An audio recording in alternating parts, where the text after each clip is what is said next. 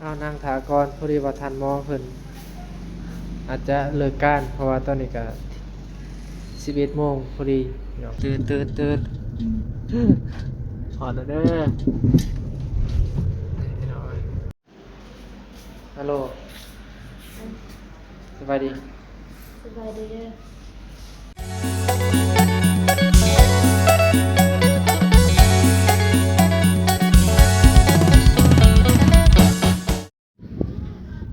สบายดีพี่น้องเนาะเปิดภาพมากครับพี่เพื่อนน้องบ้องบ่สบายพี่น้องเอ้ยเนาะก็เลยว่าใส่แมสจังหน่อยเพราะว่านี่ตันดังใส่นัดพี่น้องเอ้ยเนาะกินเย็นว่านี่ไปกับไอ้เตียงนั่นแหละกินกะแลมเพิ่นซื้อให้เนาะอัดบ่ได้พี่น้องมื้อนี้มีข่าวด่วนเหตุด่วนพี่น้องเอ้ยเนาะน้องบ้องหันโทรมาแต่เช้าโทรมาหาบาดเจ็บมาบัดนี้บาดเจ็บก็มาหาบาดจันแต่เช้าคือกันอีกก็เลยว่าได้ตื่นสายแหน่จักหน่อยเพิ่นโทรมาว่ามีเหตุด่วนเอื้อยของน้องบ้องหันบ่สบายกันบาดเจ็บสิไปผู้เดียวก็บ่คือก็เลยว่าส่วนบาดจันไปนํพี่น้องแล้วก็บ่าวตูนหันค่าบ่าวตูนค่าอันนั้นน่ะเอาคนอยู่ในบ้านเอาจุเอาหน่วยแหละคือจะได้ก็บ่ฮู้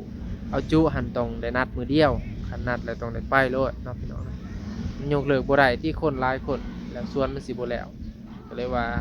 บ่าวตูนกับฝากทางบาดจันแล้วก็บ่เจ็บหันเนาะพาน้องบ้องแล้วก็เอื้อยของน้องบ้องหันไปโรงหมอพี่น้องโรงหมออยู่จังหวัดเซกองพุ่นเด้อแขวงเซกองพี่น้องเดินทางแต่นี้ไปก็โอ้ประมาณ50กว่าพี่น้อง50ปลายกิโลหรือว่า60นี่แหละพี่น้องสวัสดีบาดเจ็บสบายดีจ้าจะได้เราทาเพื่อใส่เครื่องก่อนยังใส่เครื่องอยู่บ่นะขึ้นปลุกเฮาแต่เช้าบ่ตื่นบ่จักเมียบ่จักผู้เฒ่าบ่จักบ่เจ็บมาปลุก น้องบางโทษแต่5 โมง5 โมงพุ่น 5 โมงพอดีเขานอนดึกนะเมื่อคืนนอนบนเตียงมีไหมจะเปลี่ยนกันและขับรถเดินมา ที่ก่อนเพิ่นเจ็บอีหยังเพิ่นจะได้ โอ้โหบางคนก็ว่าไทรอยด์นะขอกินเลือดประมาณนั้นได้โดนแหละแต่ว่าเดี๋ยวนี้ใครแน่ขึ้นแต่ก่อนเขาถ่ายคลิปนี้ไหมมีเครื่องนั่งเก่าครับ เพื่อนหลังนั้นเบิ่น้องบ่ ไม่ ขึ้นว่าหลังนี้โอ้หลังนี้ใหญ่แท้ โอ้คันล่างนี่เนี่ยเขาสิซอยเพิ่นบ่ล่ะ พูนหลังน้อย อันนั้นแม่นทีมงานบ่เห็น ๆแม่น หลังเก่าหันแม่นหันบ่ แม่น งานเห็น แต่ประตูนเอาน้องบองเรียบร้อยมันน้องบองบ่ได้อยู่ พ่อแม่อยู่กับพี่สาวแล้วก็น้องสาวอายแล้ว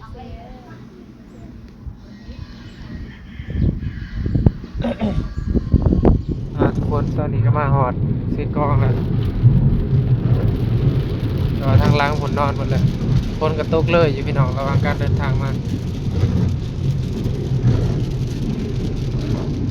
เจ็บตาแข็งเกินขณะบ่ได้นอนนะน้องบ่เจ็บเนาะตื่นแต่เช้า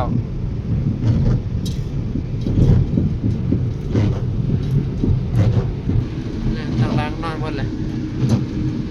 น้องบ้องก็ทอนไปเลยเทื่อนึงเนาะเมารถท่านผู้เบิ่งท่านผู้ชมหมดแล้วพี่น้อง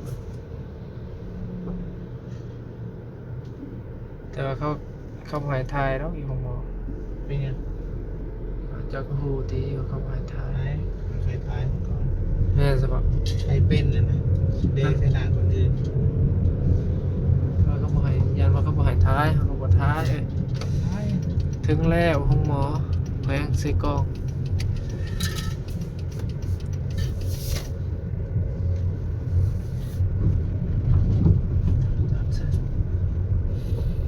จอดรถ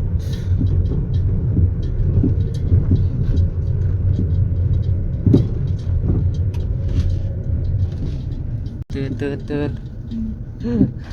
ถอดแล้วเด้อนี่หน่อยห้องหมอแขวง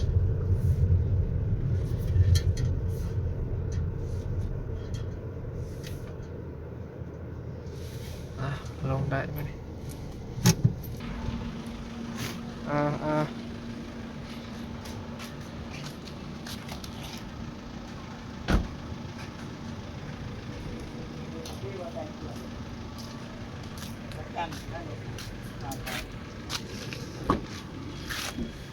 ตี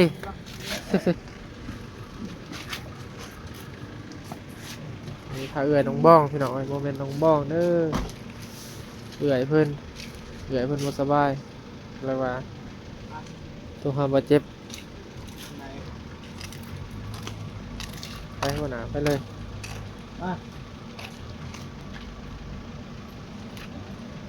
ทั้งนี้ว่าเจ้าเคยไปทั้งนี้ก็ได้ เคยไป อันนี้คุณเอาสุกเซิร์น ไป สุกเซิร์นไปทางนี้ let's go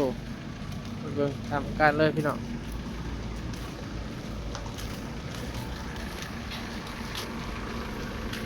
เอานางถากรพอดีว่าทันหมอเพิ่นอาจจะเลิกการเพราะว่าตอนนี้ก็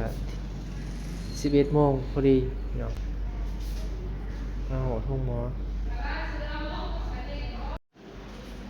ฮัลโหลสบายดี สบายดีเด้อ เป็นยังไงเปื่อยแล้วเป็นยังไงเปื่อยมันเป็นยังวะ เจ็บเป็นเลยเนี่ย เจ็บเป็น เลย ซาสัตว์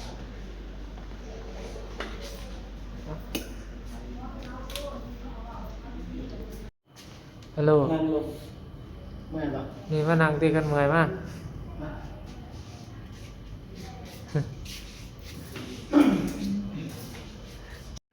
พี่น้องนะหลังจากที่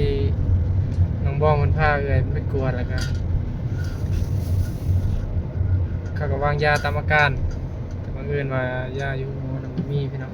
ก็เลยว่าเดี๋ยวมาซื้ออยู่นอกเอามาจากนอก บ่ลง ซื้อยาก่อนพี่น้องเนาะเบิ่งตามบินอยู่ในเขา ใส่บิน มียายังไง เอาบิน สวัสดี สบายดีเด้อ หลังจากที่ไปซองแล้วเพื่อให้เพิ่นบ่จักเอโกบ่จักรังสีเจาะเลือดผลตรวจผลหยังก็จักหูหรือบอลเดี๋ยวมาซื้อยา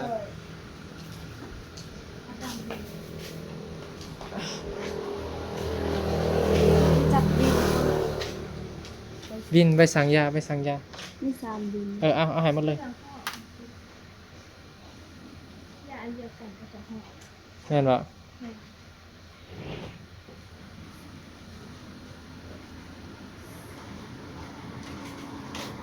อันนี้ไม่กวนเลือดกวนหยังก็จักเป็นจะได้บ่ฮู้เลยนะ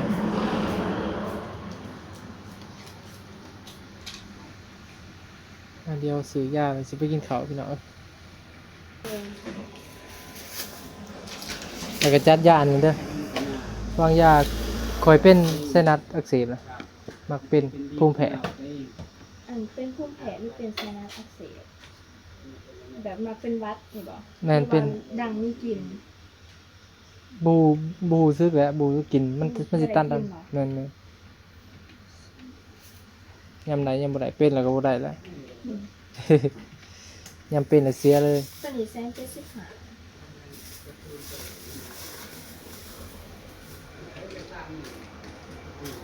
175แ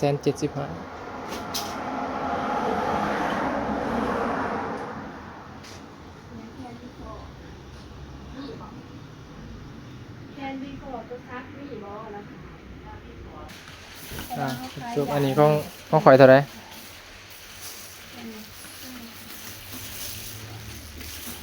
เป็น40เป็น175 โอเค เท่าใด 175เราจะเข้าใจเองก็ได้เบิ่งนี่อยู่บ่นี่นี่ว่า อ่ะพี่เดี๋ยวจะเอาจักหน่อ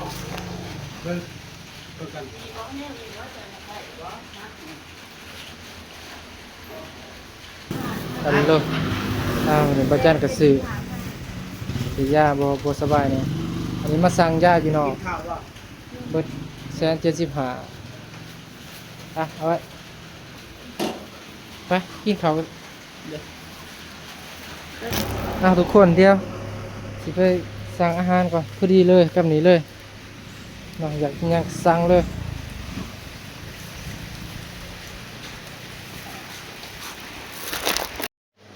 ทุกคนเนาะมื้อนี้ก็พามาพาแม่น้องบ้องแล้วก็เอื้อน้องบ้องแล้วก็บ่เจ็บที่ได้เพิ่นยางมาเนาะพี่น้องเนาะก็สิได้จบคลิปตรงนี้ก่อนพี่น้องเนาะ